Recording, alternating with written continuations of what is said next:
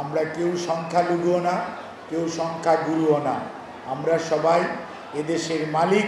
ঢাকেশ্বরী মন্দির এবং এই কেন্দ্রীয় পূজা মণ্ডপের সার্বজনীন এই পূজা কমিটিকে আমি ধন্যবাদ জানাই, কৃতজ্ঞতা জানাই এবং মঞ্চে উপবিষ্ট এই পূজাকে সার্থক করার জন্য, সুন্দর করার জন্য যারা দিনরাত পরিশ্রম করছেন সেই সমস্ত সম্মানিত নেতৃবৃন্দ এবং সামনে বসা ভক্তকুল, আপনাদের প্রতি আমাদের দলের পক্ষ থেকে আমরা শুভেচ্ছা জানাই এবং দলের চেয়ারম্যান দেশনেত্রী বেগম খালেদা জিয়া, ভারপ্রাপ্ত চেয়ারম্যান জনাব তারেক রহমানের পক্ষ থেকে আমি আপনাদের সবাইকে শারদীয় শুভেচ্ছা জানাচ্ছি।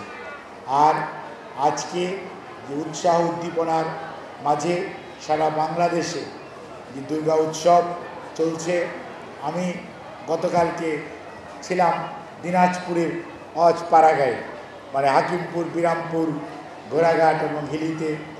ওখানে 165টি পূজা মণ্ডপ আছে ওই এলাকাতে। আমি ওনাদের সবার প্রত্যেকটি মণ্ডপের যে পূজারী যারা ওনাদের ছোটো ছোটো কমিটি আছে সবার সাথে কথা বলে দেখেছি।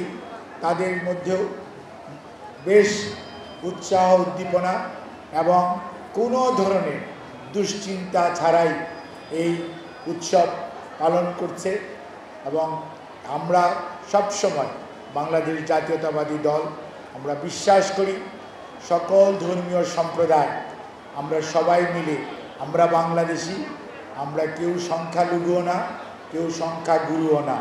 আমরা সবাই এদেশের মালিক এবং এই দেশের মানুষ, এদেশের নাগরিক।